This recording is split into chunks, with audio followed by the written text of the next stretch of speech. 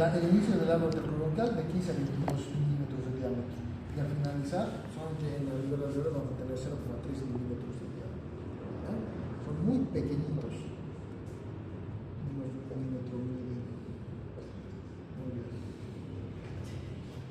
El área que vamos a manejar, área pulmonar, las estructuras celulares, es lo que podría cubrir una cancha de tenis, ¿ya? Una cancha de tenis, mide aproximadamente unos 70 metros cuadrados cada pulmón. ¿Ya? Ahora me quiero colocar una lona encima de ese campo de tenis, ¿ya? Unos 70 metros, y luego irnos replegando para que entre una botella de 2 litros, como complicado. ¿Ya? Es una telita muy delgada, la que permite el aumento de la superficie, tiene bastante superficie, tiene 3 a 5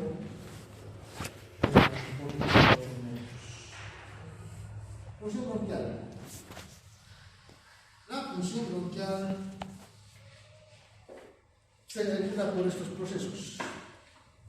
Primero, el aire que se encuentra a nivel alveolar tiene que equilibrarse a la presión a la temperatura sistémica.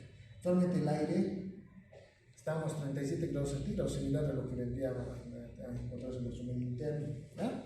Esto hace que el aire que se encuentra en el interior, nosotros cuando habitualmente respiramos aire frío, duele la garganta, ¿no?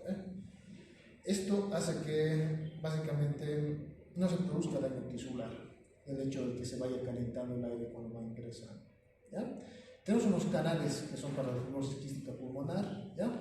Que aumentan, esto ya lo he mencionado, que concentran grandes concentraciones de cloruro de sodio y lo llevan hacia el exterior. Ese es el vapor de agua que estamos exhalando. ¿Ya? Muy bien. El aire puede llegar hasta 100% de humedad y cuando este se altera, este factorcito, lo que se produce es la resequedad de la ruta coronaria y puede producir fibrosis del tejido bronquial. ¿Ya?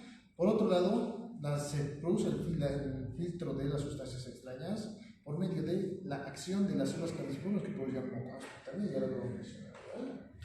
Muy bien. Estamos viendo el aparato respiratorio, las células caliciformes ahí, los cilios que coadyuvan en el proceso de exteriorización del moco. Y aquí, ¿cómo es que funciona ese factor de la fibrosis quística? ¿Ya? Exterioriza los iones de cloruro y sodio, miren, manteniendo, y por lo tanto, manteniendo acá la salida de agua y sodio. Sale agua, sale sodio, sale cloruros, es agua salada lo que estamos expeliendo acá. ¿Para qué? Las bacterias que ingresen acá, cuando tienen contacto con esto, sus membranas habitualmente se rompen. ¿Ya? Entonces coadyuvan para que no se produzca colonización bacteriana. Los dos fenómenos. Y ahora sí las leyes. Muy bien. Dos leyes vamos a prestar atención, ¿ya? La ley de Boyle y la ley de Dalton. ¿Ya? La ley de Boyle básicamente es la forma en la cual se produce la difusión del oxígeno. La difusión del dióxido de carbono. Esta ley nos dice que a mayor cantidad de partículas aumenta la velocidad de difusión. Cuando se produce vasoconstricción, broncoconstricción por ese efecto, lo que se produce es que aumente más la concentración porque estas empiezan a chocar más unas con otras, ¿no? El fenómeno de la difusión se produce por eso, por la existencia de un volumen y la cantidad de los solutos que tiene en su interior. ¿Ya? Por otro lado, la ley de Dalton es la que más nos completa acá, es la ley que va a frenar en el proceso fisiológico a nivel de la altura. ¿Ya?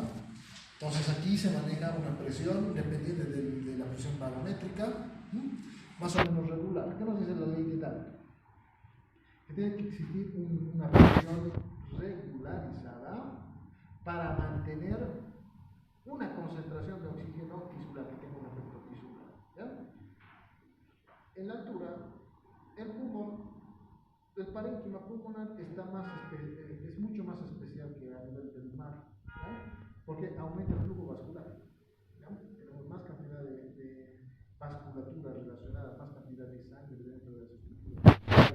Entonces, gracias a este aumento de la presión vascular, aumenta también la presión pulmonar, lo cual favorece el ingreso de la limitada cantidad de oxígeno que tenemos acá.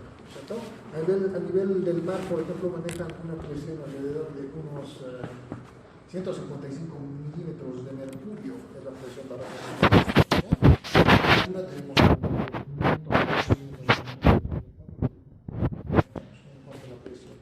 por lo tanto tenemos que tener un 20% más de volumen para favorecer esta regulación, ¿no?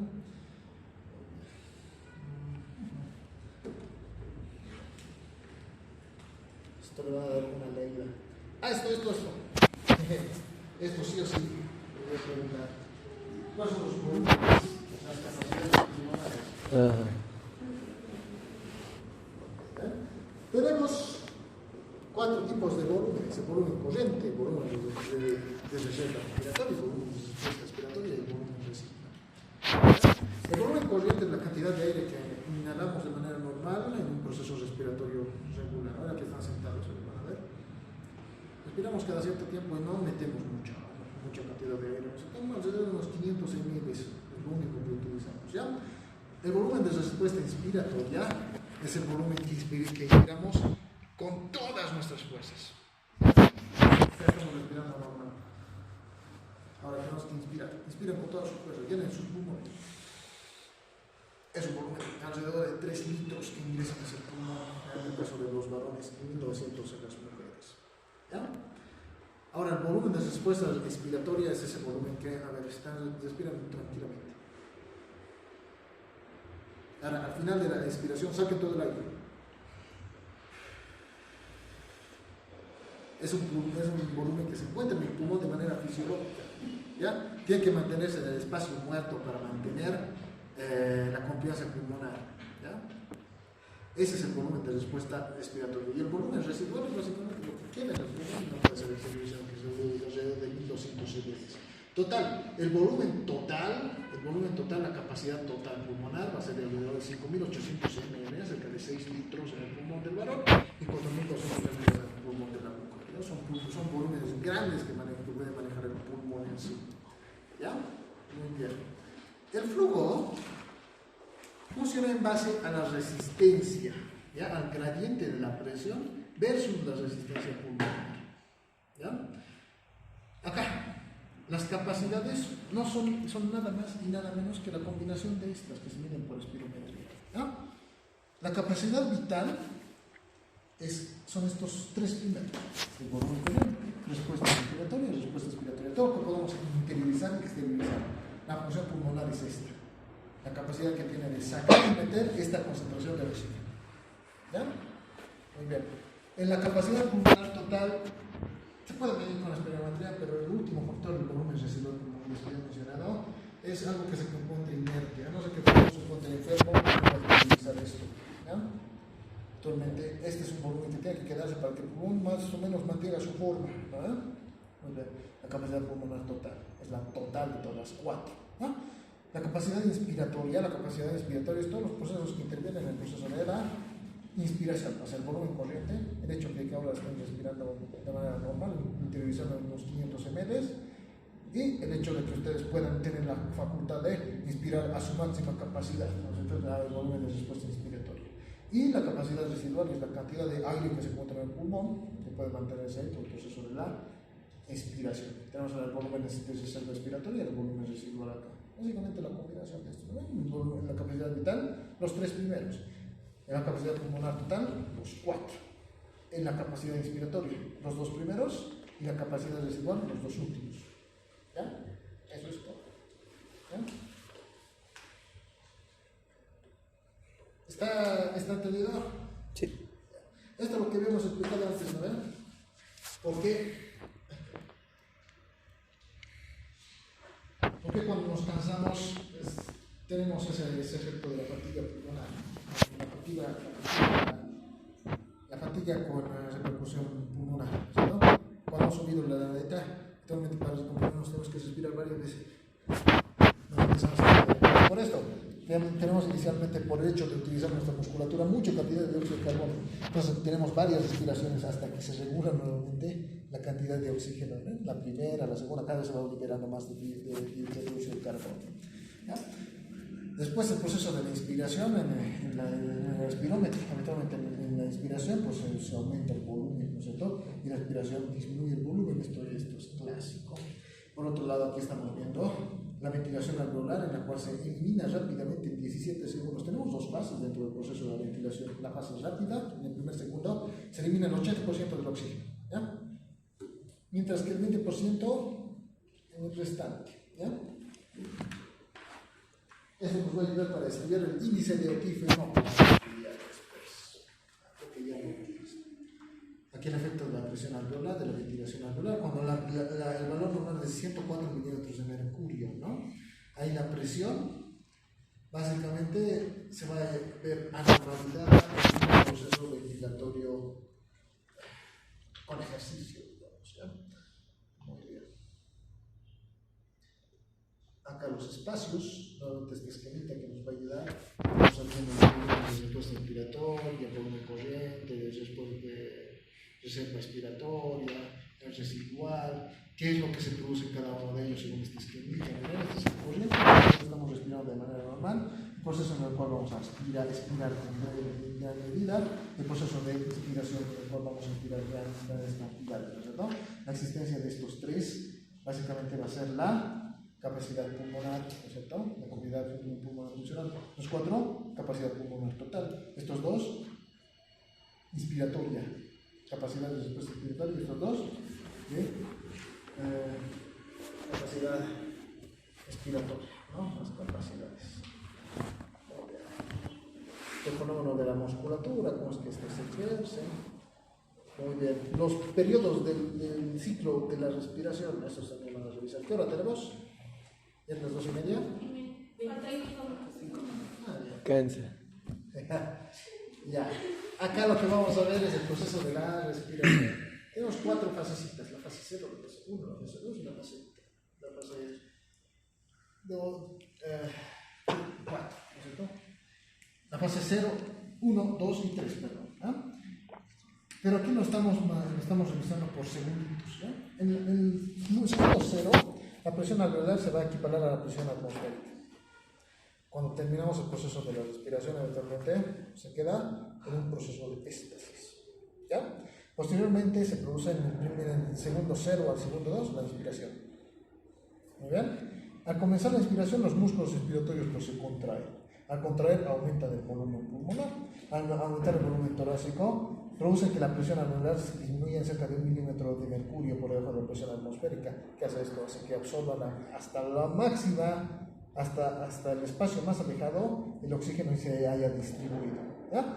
En el proceso de la respiración, que es del segundo 2 hasta el 4, ¿qué se produce? Nuevamente la musculatura en vez de contraerse se relaja. Vamos a tener entonces aquí a los pulmones, llega la presión, en este caso no es una presión negativa, se maneja una presión de más 1 milímetro de mercurio, lo cual hace que todo lo que se encuentre dentro del aparato alveolar sea sacado, ¿cierto? Finalmente, al final de la respiración se hace el movimiento, con la presión alveolar vuelve a igualarse a la presión atmosférica y nuevamente regresa a su sitio 0. ¿Ya? Son 4 segundos en los cuales se produce un proceso respiratorio. Okay. Estamos viendo que es alguno de los efectos. La pleura, por ejemplo, la pleura habitualmente siempre maneja una presión negativa de alrededor de unos 3 milímetros de mercurio. ¿Ya? 3 milímetros de mercurio de presión negativa con una aspiradora. Cuando se produce una lesión, actualmente esta presión ya no tiene un efecto dentro del pulmón. Entonces, el pulmón habitualmente cuando se produce un neumotórax, digamos, entra aire hacia este espacio, por el hecho de que esto absorbe aire desde fuera hacia los pulmones, pues puede absorber el aire que se encuentra en la superficie, por lo tanto todo este espacio se llena de aire y se produce el colapso pulmonar, ¿no? La barrera neurocapilar, ahí está básicamente lo que les he mencionado, las 6 capitas, ¿no? Esto lo van a revisar nuevamente. El área que tiene toda la barrera neurocapilar, la barrera funcional del pulmón, son 70 metros, ¿no? Y el grosor que tiene esta capita, 0,6 micrómetros, pequeño, ¿no? Entonces aquí tenemos algunos factores que van a coadyuvar, que van a incidir en la difusión alveolar capilar. El grosor de la membrana, si la membrana es gruesa, pues más se va a poder producir el proceso respiratorio. Si el área de la superficie de la membrana respiratoria está coartada, pues no va a haber función respiratoria. Si existe un coeficiente de difusión del gas en la membrana muy disminuido en algunos procesos osmóticos, pues tampoco se va a producir efectivamente el proceso respiratorio, ¿no? Y la diferencia de la presión del gas en ambos lados de la membrana tiene que encontrarse igual la presión, equiparada entre los dos, ¿ya? Porque si existe mucha concentración de dióxido de carbono en espacio alveolar, pues no se va a introducir, como se produce por difusión, ¿no? La difusión es por medio osmótico. Si hay mucha concentración de moléculas afuera de este lado, no vamos a poder pasar, ¿no?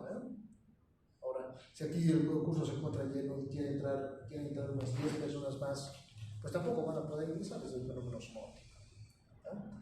La función del surportante alveolar, me van a estudiar cómo está conformado el surportante, ¿no? La regulación del volumen bronquial habitualmente regulado por estos procesos, dos procesos que, dos citoquinas que, vamos en broncoconstricción, las histaminas y las colinérgicas parasimpáticas, mientras que el dióxido de carbono y los adrenérgicos habitualmente producen broncodilatación. Un paciente con asma no se van a olvidar de utilizar adrenalina para abrir vía aérea, ¿no? Básicamente es eso. Estamos viendo el proceso respiratorio ya explicadito en un esquemita, lo vamos a revisar. ¿Cómo es que se produce el intercambio gaseoso a nivel de la estructura bronquial, alveolar y en la espirometría? Esto lo vamos a revisar al inicio de la clase del sábado o en la práctica. ¿Ya? La espirometría es el rango versus 1 sobre capacidad vital forzada, ¿ya? Es la máxima cantidad de oxígeno que puede respirar un paciente para establecer una función pulmonar, y ese es el primer segundo. En el primer segundo tiene que existir un aumento, una eliminación de oxígeno superior al 80%. ¿Ya? Esto se mide por medio de la capacidad vital funcional. ¿Ya? Por eso nos interesa saber la capacidad vital. ¿Cuánto es la capacidad vital de un paciente? ¿Qué factores inciden? ¿Cuáles son los factores que forman la capacidad vital? Los tres primeros hemos dicho, uno, el volumen corriente; dos, el volumen expiratorio; tres, el volumen expiratorio. Vamos a revisar eso. Pregúntale.